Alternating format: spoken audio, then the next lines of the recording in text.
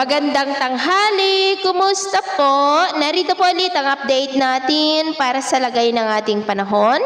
Ngayong tanghali po ng July 13, 2026. Sa ngayon po ay dalawang LPA pa rin ang nandito sa West Pacific at ang isa dyan ay lumalakas na gaya na inyong nakikita ay kumakapal na po ang kaulapan nito at ang sirkulasyon. Nasa layo po ito ngayon ng 1,180 km east ng Surigao del Norte.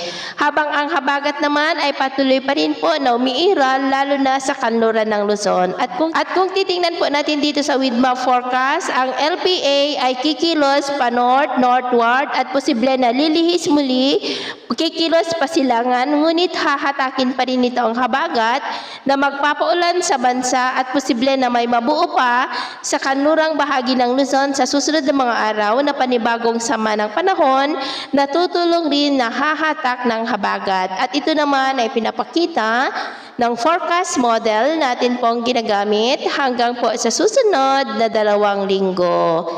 At sa lagay po ng ating panahon ngayong tanghali ay maayos naman ang panahon sa malaking bahagi ng bansa, pero may mga tsansa ng maulap na kalangitan with isolated rains sa ilang bahagi ng Batanes, Ilocos Region, Cordillera, Central Luzon, lalo na po sa coastal areas, Occidental Mindoro, ilang bahagi ng Palawan, Iloilo, Negros at Tawi-Tawi. At mamayang hapon, posible pa rin ang cloudy skies with isolated rain sa ilang bahagi ng Batanes, Ilocos Region, Cordillera, Central Luzon, Occidental Mindoro, Palawan, Kabisayaan at ilang bahagi po ng Mindanao. Kaya mag-ingat po tayo sa mga banta pa rin ng mapagbaha at pagguho ng lupa.